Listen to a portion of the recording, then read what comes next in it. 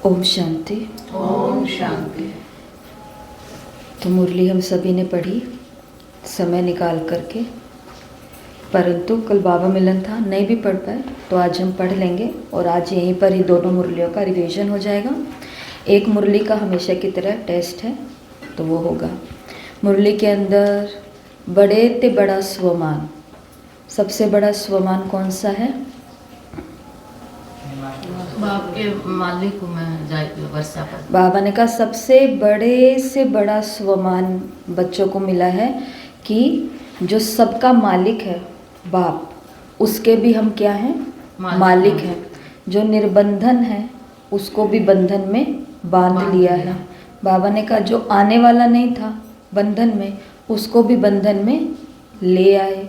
तो इतने बड़े हम क्या है? मालिक हैं, क्योंकि भगवान के मालिक हैं हम। लेकिन बाबा ने मुरली में बोला कि इस बात का नशा तो रहना चाहिए, नशा रहना चाहिए कि हम विश्व के मालिक के भी मालिक है, बाप के मालिक हैं। लेकिन नशे के साथ साथ बाबा ने कहा दूसरी बात कौन सी रहनी चाहिए? वो है नम्रता। नशा भी हो और नम्रता भी हो।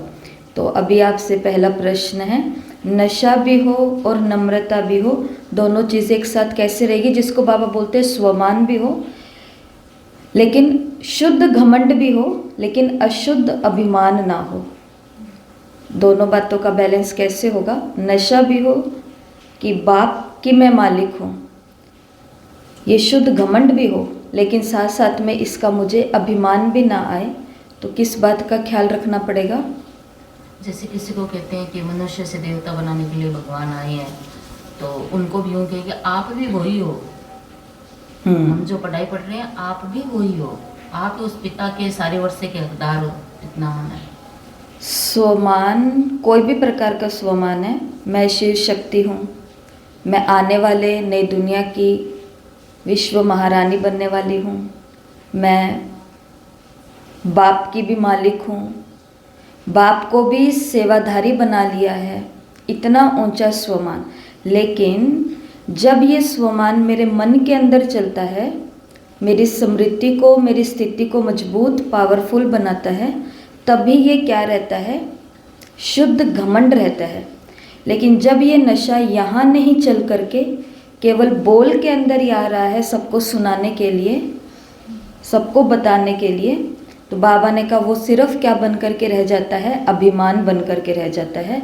जैसे बाबा के ही हम सभी बच्चे हैं और हम सभी ने भी इस अलौकिक जीवन की यात्रा में कभी ना कभी तो अनुभव किया ही होगा, छोटा सा अनुभव किया होगा, सूक्ष्म भी अनुभव किया होगा कि हमसे ये गलती तो हुई है। कौन सी गलती? कि हमने बोला भगवान आए हुए, हम भगवान से पढ़ते हैं, लेकिन कभी कभी ये बोलने के अंदर किसी किसी के आगे हमें अभिमान की फीलिंग नहीं आई कि हम अपने अभिमान में बोल रहे हैं कि भाई तुम तो क्या हो, हमें तो कौन पढ़ा रहे हैं? भगवान। धक्के खा रहे हो अभी तक धक्के खा रहे हैं या अभी तक भटक रहे हैं, हमें तो मिल गया, वो मिलना है। तो जब तक ये स्वमान अपने अंदर रहते हैं और अपनी स्थिति को, अपनी स्मृतियों को मजबूत बनाते हैं, तब तक ये क्या है? शुद्ध घमंड है, जिसको बाबा ने मुरली में बोला कि नशा रहना चाहिए। लेकिन जब वाणी में आएंगे तो नशा यहाँ रहेगा और यहाँ से क्या निकलनी चाहिए? नम्रता। कल अव्यक्त बाप दादा मिलन था। अगले 6 महीने के लिए या नेक्स्ट बाप दादा मिलन सीजन आएगा, तब तक के लिए बाबा हमको क्या बड़ा सारा होमवर्क दे के गए हैं। वैसे बिल्कुल छोटा है, लेकिन वैसे प्रैक्टिस बहुत बड़ी है। कौन सी प्रैक्टिस करनी है? कि सामने वाले को आत्मा तो तुम देखते ही हो, बाबा ने कहा, लेकिन आत्मा देखने के साथ साथ जो भी वर्तमान के संस्कार हैं वो सामने आ जाते हैं। मिक्स संस्कार हो गए हैं, वो सामने आ जाते हैं। लेकिन उसको देखना है तो किस रूप में देखना है? उसके निजी संस्कार, ओरिजिनल संस्कार। तो यही है कि नशा भी हो, लेकिन साथ साथ में उस आत्मा के प्रति या उन आत्माओं के प्रति हमारे दिल में क्या हो? नम्रता भी हो। ऐसे मुरली के अंदर बाबा ने बोला। फिर दूसरी मुरली चली है, उस मुरली में बाबा ने कनेक्शन का बोला है। बाबा से कनेक्ट होने के लिए 2 बातें ध्यान रखनी है। स्मृति, डेट है 8/5/1973 की एक मुरली है, नहीं दोनों मुरलियाँ मिक्स है, यहाँ पर सिर्फ होमवर्क लिखा हुआ है कि करना क्या है हमें, बाकी कुछ चीज़ें नहीं भी लिखी है वो हम ग्रुप में भेज देंगे और अभी बता भी दूंगी। तो मुरली एक है 8 की और एक है 16/5 मई, है ना, 16/5 की। तो कहाँ थे हम? कनेक्शन। तो बाबा ने मुरली के अंदर बोला कि 2 बातों का ध्यान रखना है। कौन कौन सी? कि स्मृति के अंदर तो हमको करना है अपना कनेक्शन ठीक, और कर्मों के अंदर करना है करेक्शन। स्मृति में कनेक्शन और कर्मों के अंदर करेक्शन। मुरली के अंदर बाबा ने पास शब्द को कहा, 3 पास को याद करना है, पास होना है, पास करना है और पास रहना है। तो फिर क्या बन जाएंगे? पास विद ऑनर। और बाबा ने कहा आप भूल जाते हो लेकिन भक्तों को आपकी स्मृति, अंतिम स्थिति की स्मृति याद है। कौन सी? कि हमारे देवता क्या बने थे, क्या है? नष्टो मोहा स्मृति स्वरूप, स्मृति लब्धा या स्मृति स्वरूप। तो बाबा ने कहा उन्हें याद है कि आप क्या हो, नष्टो मोहा हो, लेकिन क्या आपको स्मृति रहती है कि हम नष्टो मोह हैं? ऐसे करके मुरली 2 चली हैं। मुरली के अंदर बाबा ने माया को मूर्छित करने वाले हैं या माया से मूर्छित होने वाले हैं। माया को क्या है? वैसे तो हम, बाबा ने कहा संजीवनी बूंटी स्वयं बाप है, उस संजीवनी बूंटी से हम तो जीवित रहेंगे, और मूर्छित बेहोश किसको करना है? माया को करना है। और माया वास्तव में क्या है? पेपर टाइगर है। पेपर टाइगर किसको बोलते हैं? एक तो टाइगर होता है सच का, और एक होता है ये कागज है। कागज को उठाया, जैसे बच्चे कागज की जहाज बनाते हैं, कागज की नाव बनाते हैं, ऐसे बाबा ने कहा माया भी क्या है? कागज का शेर है। तो आज का पहला होमवर्क जो सबको करना है, कागज का शेर बना सकें तो बहुत अच्छी बात है, नहीं तो कागज के ऊपर आज शेर बनाना है, और उस शेर को हम क्या समझेंगे? यही है माया। शेर टाइगर मतलब चीता होता है वैसे तो, और बाबा की भाषा के अंदर माया क्या है? पेपर शेर है, पेपर टाइगर है। तो इसके लिए आज पहला काम ये करना है। दूसरा काम जो आज हम करेंगे वो है मन मनाभव स्थिति में रह करके शिव बाबा के साथ कनेक्शन में आना। LOVE love. लव का मतलब प्यार। किससे? बाबा से। पूरी मुरली चली है परसों से 1 दिन पहले की, उसके अंदर हमने सब कुछ सीखा है। एक सन्यासी के पास एक युवा सन्यासी रहते हैं, और वो युवा सन्यासी जब अपने लौकिक जीवन में था तो 10 अवतार हमने सुना हुआ है ना विष्णु जी के। तो 10 अवतारों में से एक अवतार बताते हैं नरसिंह भगवान का अवतार। तो वो नरसिंह भगवान का बहुत भगत था। तो उसके अंदर एक दिन ये स्मृति आती है कि मैं सन्यास के अंदर तो आया हूँ, लेकिन उधर मेरा कुछ बाकी रहा हुआ है, तो मुझे जंगल में एकांत में बैठना है और अपने भगवान के दर्शन करने हैं। कौन से भगवान? जिनका आधा शरीर मनुष्य का है और आधा शेर का है, सिंह का है।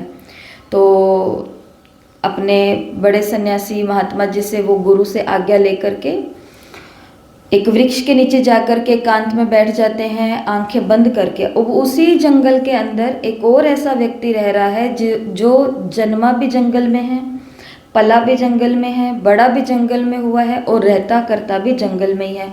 वो एकदम से जंगल में घूमते घूमते वृक्ष के अंदर बैठे हुए, इस वृक्ष के नीचे बैठे हुए इन तपस्वी को देखता है। तपस्वी आंखें बंद करके एकदम ध्यान की मुद्रा में बैठे, और किसका ध्यान कर रहे हैं? अपने इष्ट नरसिंह भगवान का। भगवानी शब्द बोलेंगे क्योंकि बार बार यहाँ पर एक बात क्लियर होगी आगे जा कर के। तो वो नरसिंह भगवान का दर्शन करने के लिए बैठता है, तपस्या के लिए। वो व्यक्ति जो सामने आता है उसने तो कभी ऐसा देखा नहीं हुआ कि कोई बैठ करके क्या कर रहा होता है। उसको सिर्फ ये पता होता है कि जब सोते हैं तो आंखें बंद होती है। वो आता है और वो देखता है कि ये व्यक्ति बैठा बैठा सो रहा है। 1 घंटा, 2 घंटा, शाम हो गई है, फिर वो आता है, अगला दिन हो गया है तो भी आंखें बंद है। फिर उसको ऐसा चिंतन चलता है कि किसी गहरी चिंता में ना डूब गया हो, कोई तनाव इसको ना हो गया हो, कोई दुख इसको ना आ गया हो, जिसके कारण ये आंखें बंद करके सदा के लिए ही ना सो गया हो। तो वो उसके आसपास घूमता है, उसको हिलाता है, उससे पूछता है कुछ दिनों के बाद में कि आप आंखें खोलो, आपको क्या कष्ट है, आप मुझे बताओ, मैं आपकी मदद करूँगा। वो आंखें खोलते हैं और आंखें खोल के बताते हैं मुझे तो कोई परेशानी नहीं है, मैं तो अपने भगवान के दर्शन करने के लिए तपस्या कर रहा हूँ। फिर वो आंखें बंद कर लेते हैं ये बोल करके। फिर वो कुछ दिनों तक उसको ऐसे तपस्या में बैठे देखता है, उसको दया आती है कि ये कब से बैठा और इसको अपनी चीज़ नहीं मिल रही है। उसको कुछ नहीं पता होता कि भगवान क्या है और क्या नहीं है। उसको बस इतना पता है कि ये किसी चीज़ का इंतज़ार कर रहा है और इसको वो चीज़ नहीं मिल रही है। बार बार वो उसके पास आता है कुछ कुछ दिनों या महीनों में और आकर के उसको बोलता है कि आप आंखें खोलो, मैं आपकी मदद करता हूँ मैं। और एक दिन ऐसा आता है कि वो उसकी आंखें खुलवाता है और उससे बुलवाता है कि आप बताओ तो सही कि आपको चाहिए क्या। और वो बताते हैं कि मेरे भगवान है नरसिंह, जो ऐसे और ऐसे दिखते हैं और मैं उनके दर्शन करना चाहता हूँ, तो मैं उसकी तपस्या कर रहा हूँ। वो आगे से बोलता है कि मैं लेकर के आऊँगा उन्हें। वो हंस करके बोलते हैं सन्यासी कि वो कोई ऐसी चीज़ नहीं है कि जो कहीं पर भी तुम्हें मिल जाएगी और तुम ऐसे ही लेकर के आ जाओगे। वो कहते हैं कि नहीं नहीं, मैं लेकर के आऊँगा। इतना बोल करके वो आंखें बंद करके फिर से अपनी तपस्या में बैठ जाते हैं। अब ये जो व्यक्ति है जो जंगल के अंदर रहता है, इसके दिमाग के अंदर एक ही बात बैठ जाती है कि इस बेचारे की कोई चीज़ जो खोई है, जो आधा मनुष्य है और आधा सिंह है, वो मुझे देखना है, वो मुझे ढूंढना है। अब वो पूरे जंगल के अंदर घूमता है और जंगल के अंदर सिर्फ एक ही बात बोलता रहता है कि हे मानव शेर तुम कहाँ हो, तुम आओ। हे मानव शेर तुम कहाँ हो, तुम आओ। 1 दिन 2 दिन, 1 जंगल 2 जंगल 3 जंगल, खाना पीना सोना सब चीज़ें वो भूल करके सिर्फ एक ही बात बोल रहा है कि तुम कहाँ हो, तुम आओ, तुम आओ।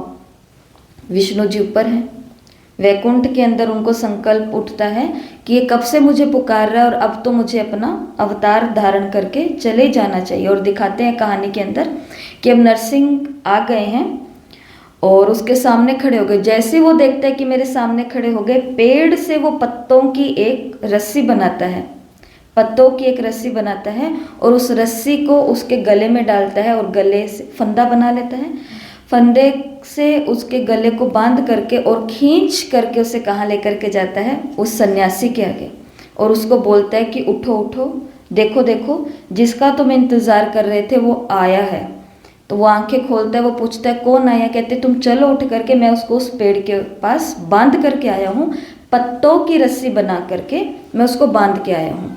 तो वो उठता है और जाता है, देखता है तो उसकी आंखें एकदम चौंधिया जाती है कि ये क्या, स्वयं भगवान मेरे सामने हैं। और भगवान किस दशा में खड़े हैं, पेड़ से बंधे हुए हैं, गले के अंदर पत्तों की रस्सी है। और रस्सी को बांधने का निमित्त कौन बना, वो जिसको ये भी नहीं पता कि ये क्या चीज़ है, कि ये स्वयं भगवान है, जिसको ये भी नहीं पता। मुरली के अंदर बाबा ने बोला है कि तुमने किसको बांध लिया है, निर्बंधन को भी बांध निर्बंधन को भी बांध लिया। और तुम किसके मालिक बन गए हो, जो सबका मालिक है। भगवान को क्या बोलते हैं कि इस प्रकृति का भी पति वही है, हर जीव हर पशु हर प्राणी का भी नाथ वही है।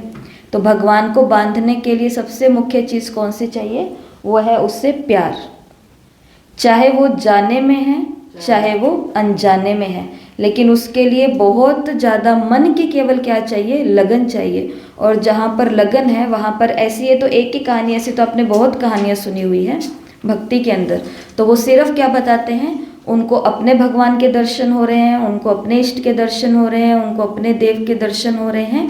और सिर्फ किस आधार पर, जो बहुत बड़े बड़े कर्म कांड कर रहे हैं वो ऐसे ही रह गए, और जो सिर्फ चिल्लाते चिल्लाते कुछ भी बोलते बोलते निकल रहे हैं उसको मिल जाते हैं। तो सबसे पहला काम तो आज एक पेपर टाइगर बनाना है, उससे भी पहले ये काम करना है LOVE लव। ये अभी अभी सब अपने नोटबुक में लिख सकते हैं। बाबा से कनेक्ट होने का पासवर्ड है, जैसे वाईफाई होता है ना, वाईफाई लेते हैं हम, तो वाईफाई को कनेक्ट करना होता है फ़ोन में, तो पासवर्ड लगाना होता है, सभी को पता है ये बात। तो पासवर्ड लगाना होता है, पासवर्ड पता होगा तभी वो वाईफाई हमारे फ़ोन में चलेगा। तो भगवान के साथ कनेक्ट होने के लिए भी, बाबा के साथ कनेक्ट होने के लिए भी पासवर्ड है। और पासवर्ड क्या है, मन मना भव, कि मन ही मन केवल बाबा को क्या करना है, याद करना है, बातें करनी है, योग लगाना है, रूह रिहान करना है, चिंतन करना है, मंथन करना है, सब कुछ बाबा के साथ करना है। LOVE love. अब इसके अंदर लव का भी मतलब बताया हुआ है। लव में जो L लिखा हुआ है, पहला लेटर सभी बड़ा बड़ा लिखना, L भी बड़ा, O भी बड़ा, V भी बड़ा, E भी बड़ा। उसके बाद में एल का मतलब है लव यू बाबा। तो आज मन मना भाव क्या चिंतन करेंगे? आई लव यू बाबा। तो लव यू बाबा। ओ का मतलब है ओनली यू बाबा, केवल आप ही बाबा। लव यू आपसे प्रेम है, सिर्फ आपसे ही प्रेम है, only you. Very very much baba, और ये प्यार कितना है? बहुत बहुत ज़्यादा है। Very very much baba. और ई का मतलब क्या है? Every day, more and more baba. और ये हर दिन क्या होता जा रहा है? बढ़ता जा रहा है। जैसे उस व्यक्ति की खोज हर दिन कम होती जा रही थी या बढ़ती जा रही थी? बढ़ती ही जा रही थी। बढ़ते बढ़ते वो ये भी भूल गया कि ये अपने भगवान को ढूंढ रहा है, मुझे तो भगवान से कोई लेना देना ही नहीं है। तो आज कौन सी बातों का मन मना भाव? योग में जब भी बैठेंगे तो आज किस बात का चिंतन करना है? LOVE। एल का मतलब लव यू बाबा। ओ का मतलब ओनली यू बाबा। वी का मतलब वेरी वेरी मच, कितना? बहुत बहुत ज़्यादा। और ई का मतलब every day, more and more baba. और ये हर दिन क्या होता जा रहा है? बढ़ता ही बढ़ता जा रहा है, ज़्यादा ही ज़्यादा होता जा रहा है। ये दूसरी मुरली के अंदर बाबा ने बताया है कनेक्शन का, कि स्मृति के अंदर क्या रखना है? कनेक्शन। और कर्मों के अंदर क्या रखना है? करेक्शन। कर्म में कोई भी गलती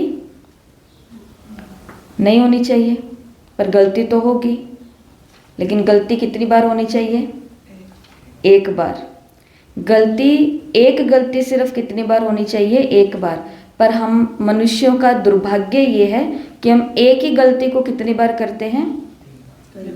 बार बार बार बार बार। एक ही गलती को कितनी बार करते हैं? बार बार करते हैं। जैसे राजस्थान के अंदर राजपूतों का बताते हैं ना, कि राजपूतों का ऐसा हृदय होता था, या फिर अपने भारत का समझ लो ऐसा हृदय था, कि दुश्मन भी अगर इनके पास आ जाता था तो ये अपने दिल से लगा लेते थे कि चलो कोई बात नहीं, लगा लिया, हो गया जो होना था, अब ये हमारे हैं और हम इनके हैं। लेकिन इन्हीं राजपूतों के इतिहास के अंदर क्या बताते हैं कि जब वो दुश्मन इनके सामने आता था जो बार बार इनको धोखा दे रहा है, बार बार इनका विश्वास तोड़ रहा है, या बार बार इनका जो महल है उसके ऊपर आक्रमण कर रहा है, वहाँ की स्त्रियों के साथ कुछ गलत कर्म कर रहा है, वहाँ के बच्चों का अपहरण कर रहा है, जब ये चीज़ बार बार होती थी तो वो क्या बोलते थे कि उस दुश्मन को क्या कर दो? मिटा दो। मुरली के अंदर बाबा ने माया के लिए 3 शब्द बोले हैं। पहला तो बोला है मूर्छित कर दो, एक तो काम करो उसको बेहोश कर दो। दूसरा काम करने के लिए क्या बोला बाबा ने मुरली में? मार दो। मूर्छित भी कर दिया, फिर भी वो आ रही है तो अगला काम करना पड़ेगा, उसको मार ही दो। लेकिन कभी कभी माया मरने के बाद भी आ जाती है, तो बाबा ने तीसरा काम कौन सा बोला है? उसको जला दो। मूर्छित करो, मारो और जलाओ। तो माया मतलब हमारी हर दिन की गलतियाँ, अपनी की हुई गलतियाँ या विस्मृति या स्थिति से नीचे उतर करके जो भी हमारे कर्म हैं, तो उन सभी को या तो कुछ देर के लिए बेहोश कर दो। जब योग में बैठते तो बेहोश की हालत ही होती है उस समय तो माया से, या बाबा ने कहा उसको मारो। और सबसे मजबूत काम है, अगर वो गलती फिर से दोहराए ही ना तो उसके लिए उस माया को क्या कर दो? जला दो। तीनों ही काम करने हैं, मारने भी हैं, मूर्छित भी करना है और जलाना भी है। ये मुरली के अंदर ही है। ये दूसरी मुरली है। कनेक्शन बाबा के साथ रखना है। ये अपनी नोटबुक में आज सबको लिखना है। और जब योग में बैठेंगे तो मन ही मन ये वाली प्रैक्टिस करनी है। जैसे भक्ति के अंदर आपने सुना होगा, जिसको मनसा भक्ति बोलते हैं, कि एक भगत ये बात पूछता है कि मुझे ठाकुर जी की सेवा करनी है, लेकिन मुझे कुछ करना नहीं आता, तो मैं क्या करूं? तो बताने वाले उसको यही बताते हैं कि तुम्हें कुछ भी नहीं करना, अगर तुम सच में ठाकुर जी की सेवा करना चाहते हो तो तुम मनसा सेवा करो, मनसा भक्ति करो। तो वो पूछता है मनसा भक्ति क्या होती है? तो उसको बताया जाता है कि तुम ठाकुर को स्नान करवाओ, तुम ठाकुर जी को भोग लगाओ, तुम ठाकुर जी को सुलाओ, तुम ठाकुर जी का कीर्तन करो, ठाकुर जी के साथ ही बैठ करके, तो तुम ठाकुर जी के साथ ये करो। उसको ये बात एकदम अंदर तक चली जाती है और वो क्या करता है कि सुबह सुबह उठता है, उठ करके अपने जो भी बाल गोपाल हैं, ठाकुर जी हैं, तो उनको स्नान के लिए बिठा देता है। लेकिन ये सब काम वो कहाँ कर रहा है? मन के अंदर कर रहा है, मन मना भाव। तो मनसा के अंदर वो क्या देखता है कि मैंने एक बहुत सुंदर स्थान के ऊपर ठाकुर जी को रख दिया है, और गंगा जमुना सरस्वती नम्रता, तो इन सभी से मैं क्या लेकर के आया हूँ? जल लेकर के आया हूँ, और इन सभी पानी से मैं ठाकुर जी का स्नान करा रहा हूँ। अब पानी लाने में उसको कहीं पर जाना तो था ही नहीं, मन से ही करना था, लेकिन मन से भी वो पानी नल से नहीं लेकर के आया। वो पानी कहाँ से लेकर के आया? गंगा का, यमुना का, क्योंकि उसने सोचा जब करना ही मन से है तो करूँ तो सबसे ऊंचा ही। भोजन लगाने की बारी आई तो उसने सोचा कि जो सबसे अच्छी चीज़ है वो है खीर, तो मैं यहाँ से दूध, तो वहाँ का दूध आ रहा है एकदम शुद्ध, एकदम प्योर, वहाँ से चीनी आ रही है, वहाँ से चावल आ रहे हैं, सब कुछ मन मन के अंदर कर रहा है, खीर पका रहा है। खीर पकाते पकाते वो क्या देखता है कि जब अंगुली उसके अंदर डालता है ये देखने के लिए कि पक कर के तैयार हुई है या नहीं, अंदर जाते ही उसकी अंगुली जल जाती है। ये काम सारा वो कहाँ कर रहा है? मन के अंदर कर रहा है। जैसे ही वो अंगुली अंदर डालता है और उसकी अंगुली एकदम से जल जाती है, जैसे ही जलती है उसकी आंखें खुलती है। आंखें खुलती है तो वो देखता है कि उसकी अंगुली है वो सच में ही जल गई है, सच में उसकी अंगुली के अंदर अब वो फाला या वो सब चीज़ें होने लगी हैं। ऊपर वैकुंठ के अंदर बैठे हैं ठाकुर जी, और वो एकदम से भागने की कोशिश करते हैं। इतने में क्या बोलेंगे, नारायण के साथ कौन है? लक्ष्मी है। तो लक्ष्मी जी बोलते हैं कि कहाँ पर चले? वो तो पैर दबा रही होगी ना, तो पूछा कि कहाँ पर चले? तो वो बोलते हैं कि मेरा वो भगत है, मेरे लिए खीर बना रहा था, खीर बनाते बनाते उसकी अंगुली जल गई है, तो उसको, उसके अब द्वार खुल गए हैं मुक्ति के, उसको मुक्ति की तरफ लेने के लिए आ रहा हूँ, उसको उसकी भक्ति का फल मिल गया। और कहानी के अंदर दिखाते हैं, ऐसी कहानियाँ ढूंढने के लिए निकलो तो कहानियाँ पढ़ी की पढ़ी हैं कितनी सारी, कि मनसा भक्ति के अंदर भी कितने सारे भक्तों ने अनुभव किया है कि सच में हमारे ये हो गया, सच में ये हो गया, सच में ये हो गया। लेकिन बात वहीं पर आती है बार बार कि जो भी उसने विजुअलाइज किया था, जो भी उसने मानस पटल के अंदर देखा था, वो उसने सच में होता हुआ देखा था। कि स्नान करा रहा हूँ सच में, भोग बना रहा हूँ सच में, कपड़े बदल रहा हूँ सच में। तो जब हमारा विजुअलाइज करना, या क्या बोलेंगे, वो मन के द्वारा सीन को देखना, बुद्धि के द्वारा देखना, वो इतना क्लियर होता है, तो भगवान तक भी हमारी भावनाएं पहुंचती है। और हमारा योग, राजयोग है, वो सारा किसका है? मन का ही तो है सारा का सारा।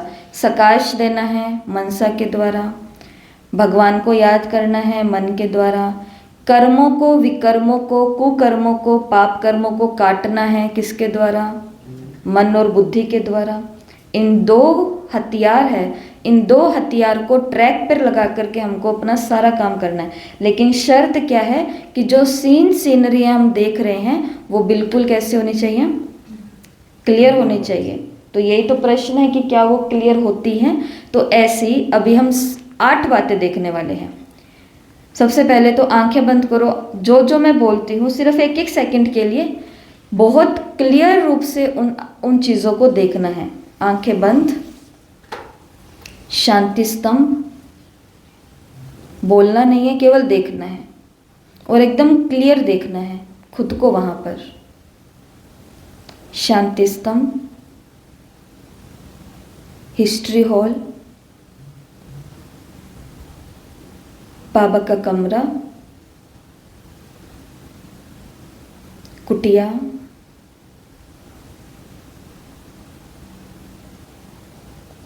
डायमंड हॉल,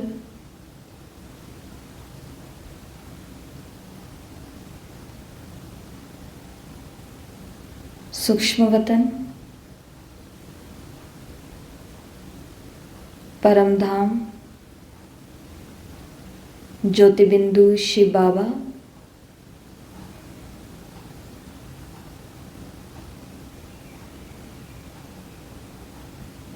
सितारा नीचे, सतयुग में, सतयुग के महल, आर्ट गैलरी सत्युग की, सत्युग के विमान, सत्युग के नज़ारे देखें।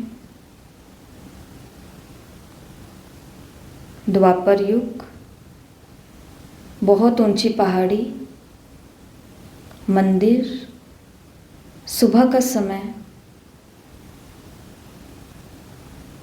अष्टभुजाधारी दुर्गा में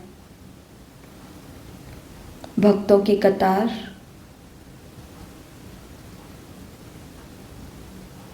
संगम युग, ब्राह्मण,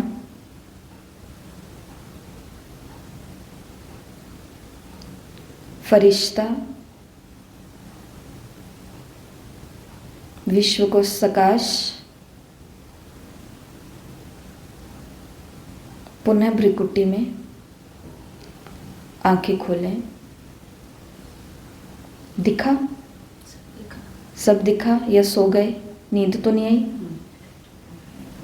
जितना क्लियर होगा ये किस लिए कराया? ये इसलिए कराया कि सिर्फ इतने इतने सीन देखने में भी सूक्ष्म वतन को देखा तो क्या मुझे सूक्ष्म वतन बिल्कुल साफ दिखाई दिया, फरिश्तों की दुनिया, या मुझे नहीं दिखाई दी? नहीं दिखाई दी तो फिर बाद में इससे क्या पता चलेगा कि हमारा कनेक्शन, पासवर्ड ठीक नहीं लगा हुआ है।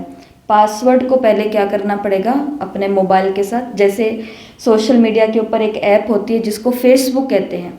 मुरली के अंदर भी बाबा ने बोली है ये बात, फेसबुक की बात नहीं बोली, उस समय तो था ही नहीं, पर मुरली के अंदर बाबा ने क्या बात बोली है कि जैसे प्रधानमंत्री अगर आपको निमंत्रण दे, मुरली के अंदर है कि अगर प्रधानमंत्री आपको निमंत्रण दे तो आप पहुंचोगे कि नहीं पहुंचोगे, या सोचेंगे कि टाइम देखते हैं जाएं कि ना जाएं, कोई आए तो उनके साथ जाएं, ये हो वो हो। बाबा ने कहा अगर प्रधानमंत्री निमंत्रण दे तो तुम पहुंचोगे। तुम्हें कौन निमंत्रण दे रहा है वतन में?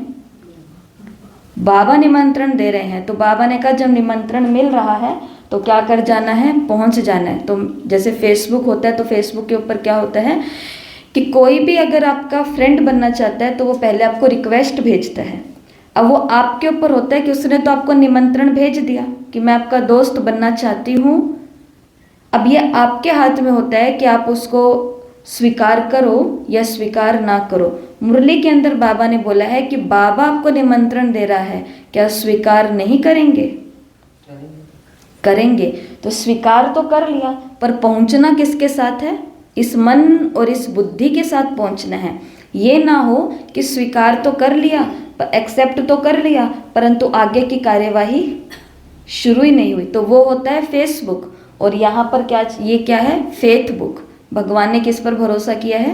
हम पर। हम पर भरोसा करके हमें निमंत्रण दिया है, तब हम इस जीवन के अंदर आए हैं। मुरली के अंदर बाबा ने बोला है, ये महावाक्य सबने सुना है, लेकिन इस मुरली के अंदर ये महावाक्य थोड़ा सा असाधारण हो जाता है, क्योंकि वाक्य मुरली के अंदर ये है, त्याग के पीछे क्या मिलता है? भाग्य मिलता है। सुनिए ना ये बात तो सबने। मुरली के अंदर क्या नया है आज? भाग्य छीन भी लेता है, ऐसा कुछ। मुरली के अंदर बाबा ने बोला, वैसे तो आज तक हमने ये सुना है कि जो त्याग करेगा उसको भाग्य मिलेगा, पर इस मुरली के अंदर बाबा ने बोला है त्याग आपका होगा और भाग्य दूसरों का बनेगा। ये बहुत महत्वपूर्ण बात है कि त्याग आप करोगी और भाग्य किसका बनाओगी? दूसरों का। जैसे कल की मुरली में भी थी ये बात तो, कि उस समय बाबा ने कहा समय नहीं होगा, उस समय समय भी नहीं होगा और उन आत्माओं के अंदर सुनने की, खुद को परिवर्तन करने की शक्ति भी नहीं होगी। तो आपका ही उनको दिया हुआ उनके काम आएगा, भले वो आत्मा किस भी युग में आने वाली है, किस भी पार्ट में आने वाली है, कितने भी नंबर पे आने वाली है, लेकिन उस नंबर पर जाने के लिए भी तो उसको संपूर्ण शक्ति चाहिए ना। किसी को 10% ही मार्क्स लेने हैं, 33% ही पूरा पूरा पास होना है, तो 33% वाला अपने 33% के अंदर भी तो संपूर्ण होता है ना। हर व्यक्ति अपनी हर चीज़ के अंदर 100% होता है। जैसे कल अव्यक्त बाप दादा की मुरली में भी यही था कि सब है तो नंबरवार, लेकिन जो जिस भी सीट पर बैठेगा उस सीट पर बैठने वाला उस सीट के लिए संपूर्ण होगा। जैसे नीचे जिसको बैठना है वो नीचे बैठने वाला नीचे बैठने के लिए संपूर्ण होगा, ऊपर बैठने वाला ऊपर बैठने की स्टेज पर संपूर्ण होगा। अब जो नीचे भी नहीं बैठ सकता, जो ऊपर भी नहीं बैठ सकता, वो लेट सकता है कि मैं लेटे लेटे मुरली सुन सकता हूँ, मेरी हालत इतनी खराब हो गई है, तो उसको लेटने की भी तो संपूर्ण अवस्था चाहिए, वरना इसकी भी अगली अवस्था कौन सी होगी कि अब सूक्ष्म शरीर ही मुरली सुनेगा। जैसे क्या बताते हैं कि एक डॉक्टर के पास एक मरीज गई और उन्होंने उसको बताया कि ऐसे ऐसे करके आपको ये गोलियां खानी है, आपकी तबीयत अच्छी नहीं है ज़्यादा। थोड़े दिनों के बाद में डॉक्टर साहब उस महिला को फिर से मिले और मिल कर के पूछा कि कैसी आपकी तबीयत। तो वो कहते कि क्या करूँ इस तबीयत का। कहते बच्चे रोज़ आते हैं और रोज़ आकर के नींद में बस मेरी सांसें चेक करते हैं कि माँ जिंदा तो है, माँ जिंदा तो है। कहते मैं ध्यान भी नहीं रख पा रही खुद का। तो बात यही होती है कि हर चीज़ तक पहुँचने के लिए हमको कुछ ना कुछ अपनी स्टेज तो चाहिए होती है। बाकी काम किसका है? सारा का सारा मन का काम है। तो मुरली के अंदर 8 बातें जिनका आज हम पूरे दिन के अंदर मनसा याद करेंगे। कैसी वाली? जैसे उसने खीर बनाने के समय याद की थी। कैसे वाली? जैसे कर्मा बाई ने खिचड़ा खिलाते समय याद करी थी। कहानी सुनी हुई ना सबने? सुनी क्या हुई है? सब बहुत बारी रोए भी होंगे इस कहानी के पीछे। तो कहानी सबने नरसिंह मेहता की भी सुनी हुई है, नानी बाई का मायरा भरा था। ये सब चीज़ें कहाँ से हो रही थी? ये सब चीज़ें मनसा से इतनी स्पष्ट थी, बीच में बादल नहीं थे, कनेक्शन इतना सुंदर था, पासवर्ड एकदम एक्यूरेट लगा हुआ था। तो इधर से जा रहा था और उधर से वो सारा का सारा काम हो रहा था। पूरा का पूरा मायरा, पूरा का पूरा भात भर दिया गया। तो ये कम बात नहीं है, ये बहुत बड़ी बात है। परंतु विजुअलाइजेशन कैसा होना चाहिए? एकदम साफ। तो आज ऐसी 8 बातें हमको पूरा दिन के अंदर ये तो काम करना है जब हम योग में बैठेंगे। Love you baba, only you baba, very very much baba, every day more and more baba. ये तो जब बाबा की याद में बैठेंगे ना, आज ये गीत गाना है, यही गीत गाना है। और इस गीत को गाने से क्या हो जाएगा? माया मूर्छित भी हो जाएगी, मर भी जाएगी और जल भी जाएगी। जिसको कल की मुरली में, साकार मुरली में बाबा ने बोला था, सर्वंश त्याग हो जाएगा, खत्म। तो 8 बातें हैं, ग्रुप में आ जाएगी, पर पहले हम इनको देख लेते हैं। सब बातें आपस में जुड़ी हुई है। तो पहली बात जो मन के अंदर हमको बोलनी है, दिल का चित्र बना सकते हैं आप, हार्ट शेप बना सकते हैं ना। तो हार्ट शेप बना करके या तो कॉपी के ऊपर ही हार्ट शेप बना लेना, जैसे ये बना हुआ है, या तो पेपर के ऊपर ही हार्ट शेप बना लेना, या लाल रंग का कोई भी कार्ड लेकर के, पेपर लेकर के हार्ट की शेप में काट करके उसके ऊपर भी ये लिख सकते हैं। आपकी खुद की मर्जी है, जैसे आपको करना है। अब इस हार्ट शेप के अंदर 8 बातें लिखनी है जो आज हमको मन के द्वारा करनी है। पहली बात, बाबा मेरे साथ है। अभी लिखो नहीं, अभी तो केवल महसूस करो, ग्रुप में आएगा, सब कुछ आएगा। तो पहली चीज़, अब मन के द्वारा इसको विजुअलाइज करो। अभी के अभी हर एक शब्द का सी निकालते जाओ। बाबा मेरे साथ है। आप चाहो तो आंखें बंद भी कर सकते हो, मैं रिपीट करती रहूँगी और मन के अंदर इसको दोहराते रहो। बाबा मेरे साथ है। बार बार दोहराते रहो मन के अंदर।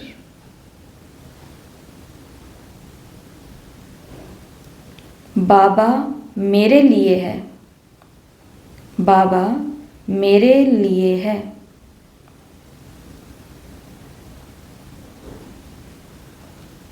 बाबा मुझे देख रहा है। हर सीन एकदम स्पष्ट देखो। बाबा मुझे देख रहा है।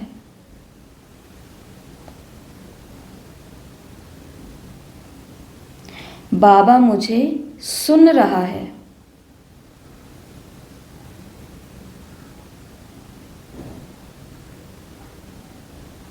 बाबा मुझे सुन रहा है। बाबा मेरी परवाह करता है। बाबा मेरी परवाह करता है।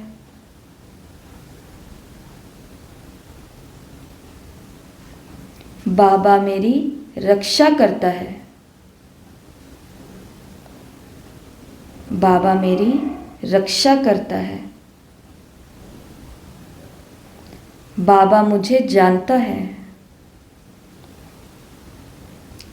बाबा मुझे जानता है। बाबा मुझसे प्यार करता है। बाबा मुझसे प्यार करता है।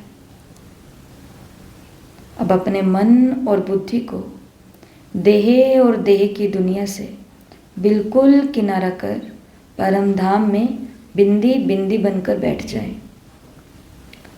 ज्योति बिंदु शिव बाबा, ज्योति बिंदु में आत्मा, पावरफुल कनेक्शन, स्मृति में कनेक्शन है, कर्मों में करेक्शन है। अब इस 8 ही बातों को घटित होता हुआ देखेंगे परम धाम में।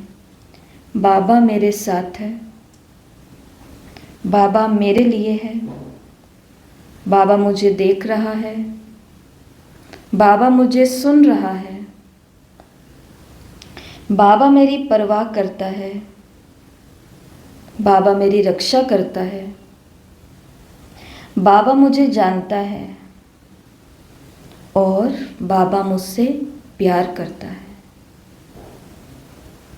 पुनः भ्रिकुटी में आंखें खोलें तो ये 8 बातें मन के अंदर सच मुझ में घटित होते हुए देखनी है। सिर्फ रट्टा नहीं लगाना है, सिर्फ सुनते नहीं जाना है, लेकिन इनका आज क्या करना है, मन के अंदर जो मुरलियों में बाबा बोलते हैं ए जपा जाप, चैंटिंग का मतलब होता है जाप करते जाना। तो मुरली के कुछ विशेष पॉइंट्स हैं जिनको हम क्लियर कर लेते हैं। वैसे तो हो चुके हैं, पर बाबा ने पहली मुरली चली है 8/5/1973 की 73 8/5/1973 चैंटिंग, हाँ चैंटिंग। तो पहली मुरली है जिसके अंदर बाबा ने बोला कि इस समय सबसे बड़े से बड़ा स्वमान कौन सा है, कि बाप के भी अभी तुम मालिक बनते हो, बाप के भी अभी तुम मालिक बनते हो। फिर आगे बाबा ने बोला बाप भी इस समय किसके बंधन में है, बच्चों के बंधन में है, तो रचयिता को भी बंधन में बांधने वाले ऐसे अपने स्वमान में अनुभव करते हो। मुरली के आगे बाबा ने विशेष बात बोली इससे जुड़ी हुई, किस बात का तुम्हें क्या रहना चाहिए, नशा। लेकिन केवल नशा नहीं, नशा एक तरफ अति नशा और दूसरी तरफ रहनी चाहिए अति नम्रता। जैसे सुनाया कि ऊंचे ते ऊंचे बाप भी बच्चों के आगे गुलाम बन करके आते हैं, तो ये नम्रता हुई ना। ऊंचे ते ऊंचा बाप बच्चों के आगे गुलाम बन के आता है, सेवाधारी बन करके आता है, तो ये भी नम्रता है ना। फिर आगे आगे बाबा ने मुरली में बोला कि सबसे बड़े से बड़ा खजाना कौन सा मिला है हमें, ज्ञान का खजाना। और सबसे बड़ा खजाना हमको क्या मिला है, आपके दिल, आपके प्यार का। हाँ हाँ हाँ बोलो सरोज बहन, सबसे बड़ा खजाना क्या मिला है, गुणों का, प्यार। सबसे बड़ा खजाना संतोष का। सारे पहले आपसे बुलवा लेंगे, फिर वो पता चलेगा। संगम युग का समय सबसे बड़ा खजाना बाप का, बाप ही सबसे बड़ा खजाना है। मुरली के अंदर स्पष्ट शब्द हैं कि सबसे बड़ा खजाना तुमको खुद कौन मिला, बाप ही मिला। भगवान ही किसकी मुट्ठी में आ गया, जिसने कह दिया कि मैं तुम्हारा गुलाम हूँ। तो गुलाम हूँ तो वो मेरी प्रॉपर्टी हो गई ना, वो मेरा खजाना है। जो मैं उसको कहूँगी वो करेगा, जो मैं उसको बोलूँगी वो वही करना चाहेगा, जो मैं उसको इशारा करूँगी वो वहीं जाएगा और वही होगा। तो ये सारे काम किसके हैं, अंदर के हैं, स्वमान। स्वमान को क्या बोलते हैं, अफर्मेशन तो बोलते हैं, लेकिन स्वमान का मतलब क्या होता है वैसे, सेल्फ रिस्पेक्ट, कि खुद का मान। और सबसे बड़ा हमारा मान कौन है, बाप का खजाना, बाप ही सब कुछ। तो बाबा ने कहा कि किसी को अगर चाबी मिल जाए तो गोया सब कुछ मिल गया ना। और वो तो बाबा ने कहा कि बाप मिल गया अर्थात सब कुछ मिल गया, ठीक है। तो ये है सबसे बड़ा तबड़ा खजाना, और इस खजाने को बाबा ने कहा क्या करना है, स्वयं के त्याग से औरों का भाग्य बनता है। महादानी बनकर के बाबा ने कहा सबको बांटना है, लेकिन खुद का क्या करना पड़ेगा, त्याग। त्याग हमारा होगा, भाग्य बाबा ने कहा इस मुरली के अंदर औरों का बनेगा तुम्हारे त्याग से। समय कम होता है तो डबल कोर्स की स्टडी करते हैं। समय जब कम होता है, जैसे अभी समय कम है, तो डबल कोर्स की स्टडी हो रही है ना, साकार भी हो रही है, अव्यक्त भी हो रही है, अव्यक्त के अंदर भी 3-3 हो रही है, क्योंकि टाइम कम है और काम ज़्यादा पड़ा है। इसलिए अमृत वेले बाबा को ये बात भी बोलनी है रोज़ कि बाबा मेरा बहुत जीवन का सबसे बड़ा काम अभी बाकी पड़ा हुआ है। कौन सा, आपके माँ बाप आपके, आप इस धरती पर आए और आपने इस धरती पर आकर के क्या क्या बोला मैंने अभी तक नहीं सुना है। तो मैं ये सब कुछ पढ़ना है, मुझे सब कुछ सुनना है, उसके बाद ही मेरे साथ कुछ करना, पर उससे पहले पहले मुझे इसी शरीर में रखना, क्योंकि मुझे ये पढ़ाई सारी करनी है। इसके लिए बाबा ने यहाँ बोला कि डबल कोर्स चल रहा है अभी। तो ये पहली मुरली थी जिसके अंदर पॉइंट्स विशेष ये थी। दूसरी मुरली के अंदर बाबा ने बोला कि एक है स्मृति के अंदर कनेक्शन और दूसरा है कर्मों के अंदर करेक्शन। करेक्शन से जुड़ी हुई बात आपको बता दी है कि गलती होती है, गलती कोई बहुत बड़ी बात नहीं है, गलती सबसे होती है। गलती करने वाले को गले भी लगाया जाता है, लेकिन जब एक ही गलती बार बार हो रही है तो बाबा ने कहा उसको अब क्या कर देना चाहिए, मूर्छित कर देना चाहिए, मार देना चाहिए, जला देना चाहिए। एक ही गलती क्यों हो रही है, अपने आप से बार बार पूछना चाहिए। इसलिए कहा कि ये भी बड़े से बड़ा दुर्भाग्य है कि एक ही गलती रोज रोज हो रही है। इसलिए तो इसके लिए क्या करना पड़ेगा, कनेक्शन को ठीक करना पड़ेगा। बाप के पसंद नहीं, लेकिन आराम पसंद बन जाते हो चलते चलते, कनेक्शन लूज हो जाता है ना, इसके लिए। फिर बाबा ने आगे मुरली के अंदर बोला कि भगत आपकी जो लास्ट स्टेज है उसका गायन बार बार करते हैं। और कौन सी है हमारी लास्ट स्टेज, नष्टो मोह स्मृति स्वरूप, नष्टो मोह स्मृति लब्धा। और बाबा ने कहा लास्ट क्वेश्चन भी यही होगा, कौन सा, नष्टो मोह कहाँ तक बने हैं, नष्टो मोह कहाँ तक बने हैं। पेपर आउट हो चुका है, पेपर लीक कर दिया ना बाबा ने, और पेपर का प्रश्न क्या होगा कि नष्टो मोह कहाँ तक बने हैं। तो यही बाबा ने कहा मुरली के अंदर स्पष्ट, यही बाबा का महावाक्य है, समृद्धि स्वरूप किस स्टेज तक बने हैं और नष्टो मोह कहाँ तक बने हैं, यही है लास्ट क्वेश्चन। तो इस क्वेश्चन का क्या आंसर लिख करके आएंगे हम,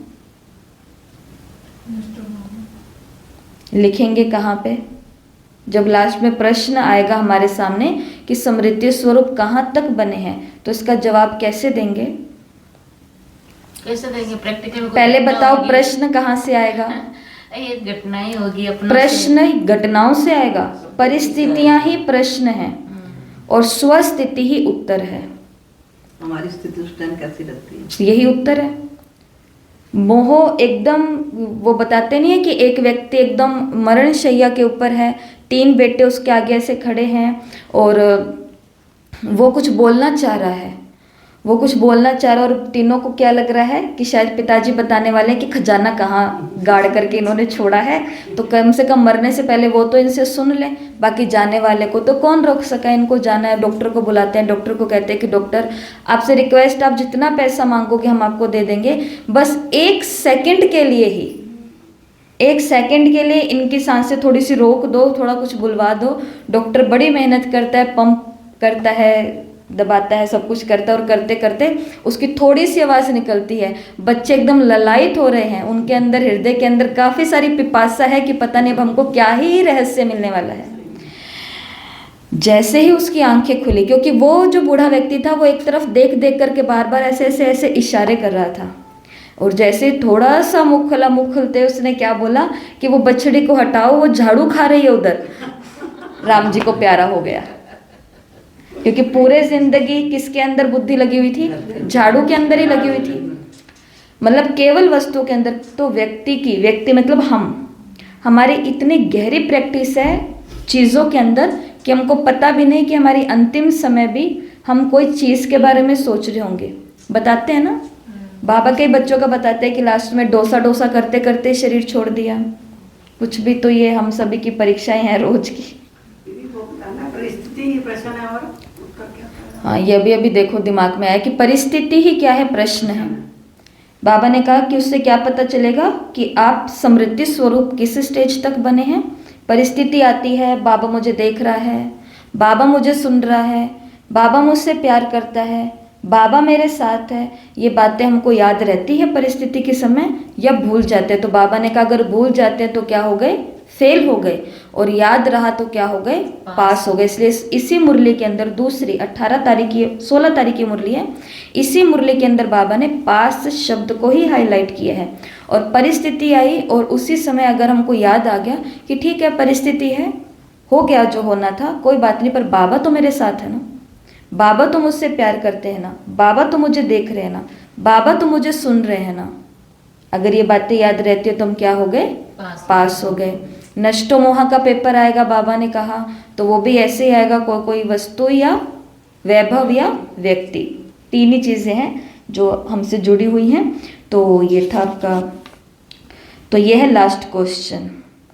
और बाबा ने कहा जबकि फाइनल रिजल्ट से पहले ही क्वेश्चन अनाउंस हो रहा है, पेपर से पहले क्या हो गया, क्वेश्चन अनाउंस हो गया। और समझो जैसे परीक्षा के अंदर नहीं होता कि ये 1 नंबर का है, ये 1 नंबर का है, ये 1 नंबर का है, और कोई कोई प्रश्न होता है वो 10 नंबर का भी होता है बच्चों की परीक्षा के अंदर, कोई 15 का भी होता है और कोई 30 नंबर का भी होता है। तो वो बच्चा जो स्मार्ट होता है वो क्या सोचता है कि इन 1-1, 2-2 नंबर वाले पर ध्यान छोड़ करके पहले मैं 30 वाला ही कर लूँ, तो यहाँ पर बुद्धि चलाऊंगा, उससे अच्छा मेरे को वहीं से, और अगर उसका उत्तर आता हो तो मज़े ही मज़े हो गए, फिर तो 30 नंबर सीधे कमा लिए। तो बाबा ने कहा पेपर बहुत सारे हैं, लेकिन फाइनल पेपर का जो क्वेश्चन होगा वो क्या होगा, समृद्धि स्वरूप नष्टो मोहा होगा। और ध्यान से सुनना बाबा ने क्या बोला, जबकि रिजल्ट से पहले ही क्वेश्चन आउट हो गया है, उसके बाद ही क्या निकलेगी, 108 की, इसके बाद ही 108 की रिजल्ट निकलेगी। तो पहले दिन से ये क्वेश्चन मिलता है, जिस दिन जन्म लिया उसी दिन से ही लास्ट क्वेश्चन सुन रहे हैं, उसी दिन ही लास्ट प्रश्न हमको सुना दिया गया था। इसलिए बाबा ने कहा पास शब्द को याद रखो। तो पास का मतलब क्या है, पास हो गया, पास रहना है और पास होना है। तो रिजल्ट क्या निकलेगी, तो रिजल्ट, और कैसे पता चलेगा कि पास होंगे हम, इसकी भी परख है, परख शक्ति मिली है ना। परख शक्ति का मतलब ये नहीं कि कोई और ही हथौड़ा लेकर के आएगा उस समय में परख हो जाएगी किसके हाथ में हथौड़ा है। परख का मतलब क्या होता है, हर दिन की आने वाली छोटी छोटी परिस्थितियां जिसको हम परख लें, जहाँ पे कि यहाँ पर मैं फेल हो गई या मैं पास हो गई। तो कहते हैं कि जो हर दिनचर्या की, ब्राह्मण जीवन की जो दिनचर्या है कहाँ से शुरू होती है, ये शुरू होती है हमारी अमृत वेले से। अमृत वेले से लेकर के रात के सोने तक। और कल रात को बाबा क्या बोल करके गए हैं, रात को सो तो पोता मिल देख, बाबा ने कहा गुड नाइट करने से पहले मेरे को पोता मिल देना। और पोता मिल में क्या देना है, आज पूरे दिन अच्छा क्या किया, बुरा क्या किया, अच्छा हुआ बुरा हुआ ये नहीं बताना, क्योंकि ये तो हम बहुत कुछ बता देते हैं। बाबा ने कहा अच्छा किया क्या और बुरा किया क्या वो ज़रूर बताना है। बुरा क्या किया उसके अंदर तुम बाबा को बोलेंगे बाबा थैंक यू, आज मैंने कुछ भी बुरा काम नहीं किया, पर लिस्ट दूसरी खुलेगी और वो कौन सी होगी, अच्छा क्या किया मैंने आज। तो फिर बाबा को बोलूँगी कि बाबा अच्छा भी तो आज कुछ नहीं किया, सॉरी बाबा। फिर अगले दिन पोता मिल देंगे तो फिर बाबा कहेंगे बाबा आज मैंने कोई, ये बहुत अच्छी बात है कि इस मनुष्य चोले में होकर के हम इतनी समझदार हो जाएं भगवान की पालना से कि हम पाप ना करें। लेकिन ये अहो सौभाग्य होगा कि भगवान की पालना लेने के बाद में हम औरों को भी अब क्या देने लग जाएं, पालना देने लग जाएं। कल की अव्यक्त वाणी सबने पढ़ी है, उसके अंदर यही था, साकार की भी पालना ली, अव्यक्त की भी पालना ली। बाबा ने कहा पालना दो, सामने लाओ, सन्मुख लेकर के आओ, स्पष्ट करो, सर्विस करो। आज की मुरली में भी यही है। ये जो बाबा बोलते हैं पास हो जाओ, पास करो, पास हो जाओ, पास रहो और पास करो, उस परिस्थिति को पास करो। तो ये पास पास पास कैसे होता है, जो बाबा ने मुरलियों में बोला है कि जब हम सर्विस में खुद को बिजी रखते हैं। आज की बीमारी में आया है, कल की वाणी में भी बाबा ने कहा था, जब तक आत्मा बिजी नहीं रहेगी तब तक वो पास किससे करेगी, क्यों करेगी और किस लिए करेगी। लक्ष्य तो होना चाहिए ना, लक्ष्य। तो ऐसा बाबा ने पास की, तो रिजल्ट क्या निकलेगी?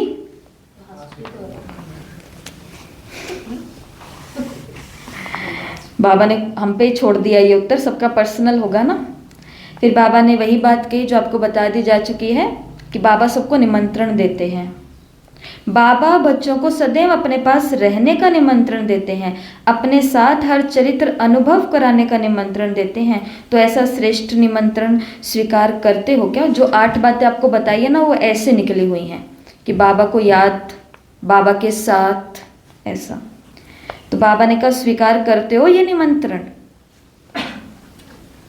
जैसे थोड़ा सा समय मिला, चलो मैं भी अकेला, तू भी अकेला।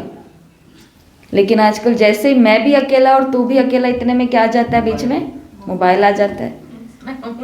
मैं हूं ना, किधर जा रहे हो? ऊपर। ऊपर जाने की इतनी मेहनत क्यों करनी है? यहीं पर ही सब कुछ मिल रहा है। इसके लिए वो कल बहुत अच्छी, कल या परसों जब भी सुनी थी, वो बहुत अच्छी बात थी कि भगवान तो इंतज़ार कर रहे हैं कि तू थोड़ा सा बोल मेरे बच्चे, मैं तेरे पत्थर के रास्ते के पत्थर हटाऊंगा। परंतु हमने सब चीज़ों का सेटलमेंट खुद ही करके रखा है। बाबा कहते हैं कि बाबा हमको क्या दे रहे हैं? निमंत्रण। किसका निमंत्रण दे रहे हैं? साथ रहने का और हर चरित्र साथ में अनुभव करने का। भगवान का भी चरित्र का पाठ चल रहा है ना। भगवान भी अभी अकर्ता भी क्या कर रहा है? कर्म कर रहा है, करण करावन हार बन के। तो ऐसे ऐसे ऐसे बाबा ने सब बातें बोली। प्रभावशाली माया किस रूप में आती है? कागज का शेर अनुभव होता है। अब ध्यान से सुनना, 2 मुख्य बातें बाबा ने बताई, एक ही लाइन में है। क्या माया को कागज का शेर नहीं बनाया है? क्या वो बेजान नहीं है? जो स्वयं डेकोरेशन को लगाते हैं वो तो डरेंगे नहीं, लेकिन दूसरे डर सकते हैं। नकली लगा के रखते हैं ना कहीं पर शेर, और मुखौटा लगाते हैं, कोई मुखौटा लगाते हैं। होली के ऊपर भी सब बिकते हैं और लोग पहनते भी हैं। ये सब चीज़ें होती है। खुद तो नहीं डरते, परंतु दूसरे तो डर जाते हैं। तो क्या उसमें जान है? सदा संजीवनी बूटी साथ रखो तो कभी भी मूर्छित नहीं हो सकते। ध्यान से सुनना, मूर्छित करने वाले हो, मूर्छित होने वाले नहीं हो। माया को मूर्छित करने वाले हैं, माया से मूर्छित होने वाले नहीं हैं। क्योंकि ये हम जन्म जन्मांतर के मूर्छित होने का भी अभ्यास हो गया है, तो अब उसको भी त्यागना है। इसलिए पहली प्रतिज्ञा क्या की है? माया जीत जगत जीत बनेंगे। फर्स्ट प्रतिज्ञा क्या है? माया जीत जगत जीत बनना। तो ये मुरलियों के मुख्य पॉइंट थे। जहाँ से शुरुआत हुई वहाँ से आपको कंप्लीट बता दिए गए हैं। अब आज काम क्या करना है, ध्यान से सुन लो फिर से। इस मुरली को पढ़ना है और इस पर पेपर देना है, ठीक है? इस मुरली को पढ़ना है, इस पर पेपर देना है। फिर बाद में अपनी नोटबुक के अंदर लव की फुल डेफिनेशन लिखनी है। और जब जब पूरे दिन में 1-1 मिनट भी बाबा की याद में बैठोगे तो लव का मतलब बाबा के आगे रखना है। Love you baba, only you baba, very very much baba, every day more and more baba. बढ़ता ही जा रहा है, बढ़ता ही जा रहा है मन मना भाव की स्थिति में। ये दूसरा काम करना है। अगला काम क्या करना है? हार्ट शेप बनाना है और उसके अंदर वो 8 बातें लिखनी है और मनसा के द्वारा बाबा को याद करने की वो 8 बातें। तो वही करना है। नुमा शाम करो, अमृत वेला करो, कब भी करो। और आगे क्या है? पेपर टाइगर बनाना है। या तो पेपर के ऊपर टाइगर बनाओ और बहुत ज़्यादा कला आती है तो आपको फ़ोटो भेज दी जाएगी पेपर के ऊपर टाइगर, पेपर से ही टाइगर बनाने की, ठीक है? ओम शांति।